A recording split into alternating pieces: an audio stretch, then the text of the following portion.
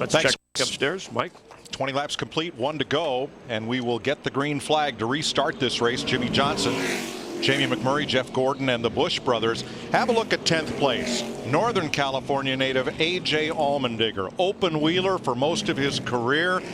Swapped teams in kart, won a bunch of races, came here to NASCAR, and he doesn't have a full season deal, but he came out of the box firing on all cylinders at Daytona.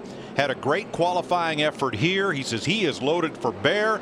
Now his name's in the rumor mill again, because Tuesday in Charlotte, North Carolina, Peter Windsor, longtime commentator and race team executive, is going to announce a new Formula One team based in the United States, and there are rumors swirling about maybe Allmendinger in that role, and he's not denying them. Yeah, I talked to Richard Petty last night, and Richard said, well, I really like this kid. I like his personality. He's got a lot of energy. He said he has energized this whole Petty Motorsports operation. Darrell, just as you've been talking about, we had 2 or 3 cars even come back to pit road that time. Dale Earnhardt Jr., Michael Waltrip, Scott Speed. They continue to top those cars off with fuel. There you see Michael leaving pit road now. All 43 cars still on the lead lap. As we get set to restart, it'll be 22 laps complete. Tony Stewart and the Old Spice number 14 running in 8th place, started 7th. Had a good finish to what was a very trying week in Daytona last week.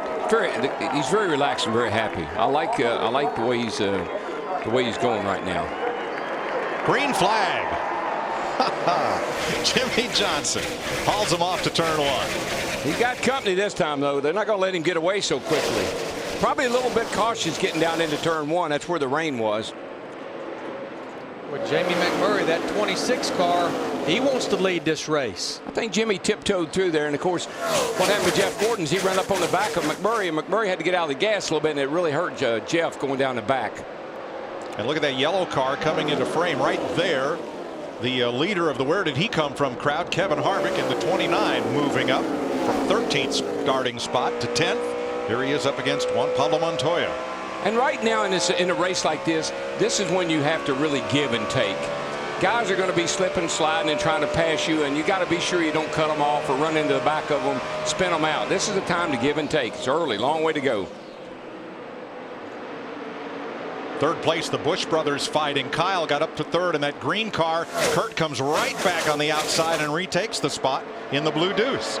When you run that high line like Kurt Busch in the 2 did, Jeff Gordon in the 24, you can just keep it wound up. It kind of binds the car up sometimes when you're on the bottom. It seems like it does it more in 1 and 2 than 3 and 4 where they're at right now.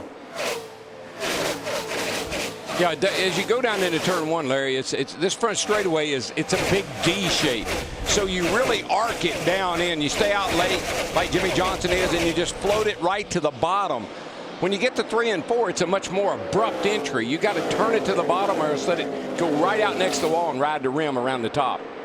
Kyle Busch about lost a spot there to Greg Biffle, and it looks like Biffle is going to move up. Yep, 5th place. We talked about him at the top of the show. I just think he's quietly had a good race car all weekend long. Didn't have a great Daytona.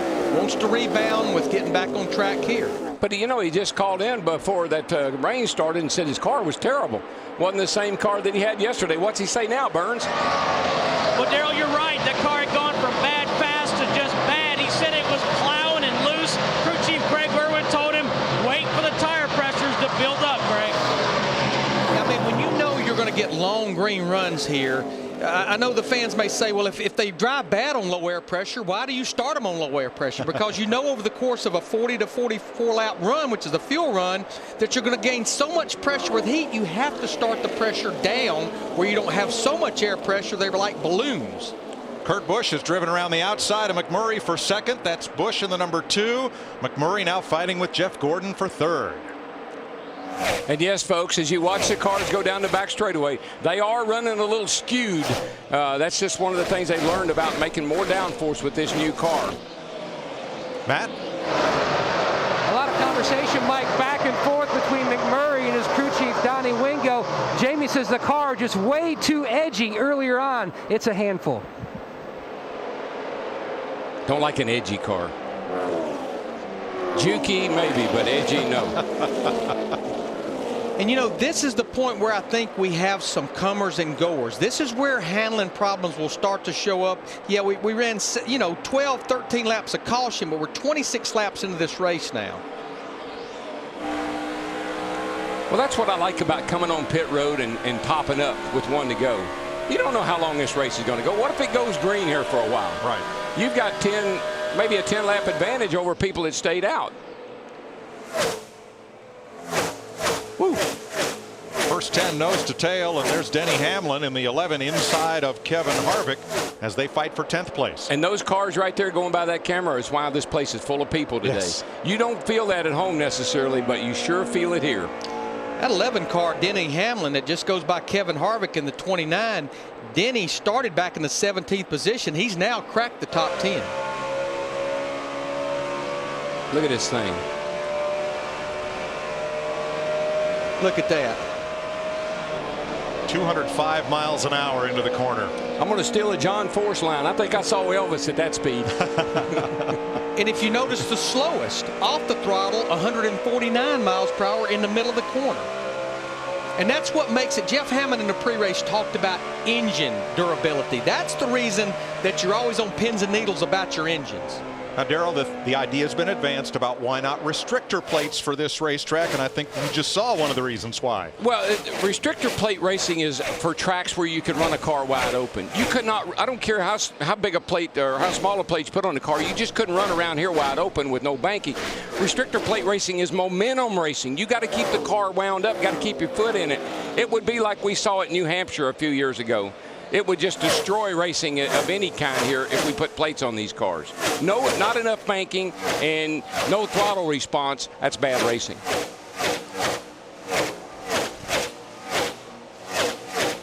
"29 laps complete. All 43 cars on the lead lap."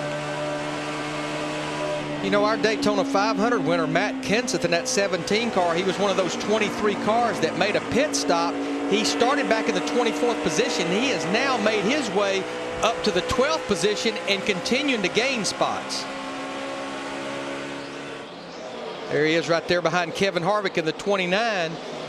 He can really get that car down in the corner good, Darrell, and it seems to really go through the middle under acceleration. Well, the turns are so big and sweeping, and the track is so wide, you just let the car kind of float out of the corner. Get it in. Got no pressure here. Mat it, and then just let it run up the hill until it gets out to the bank, out to the straightaway.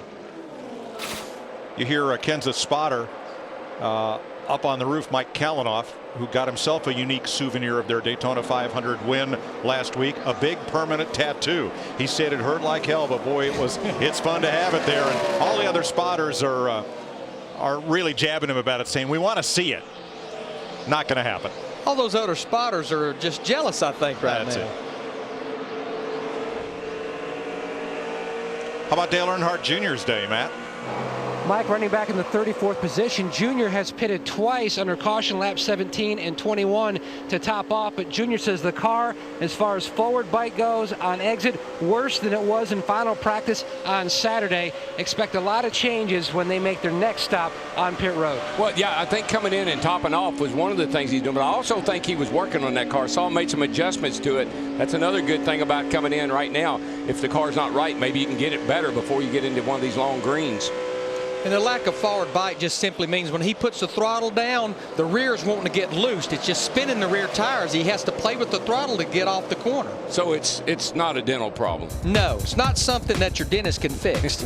Jimmie Johnson, the leader. Kurt Busch in second, just ran his fastest lap of the race so far.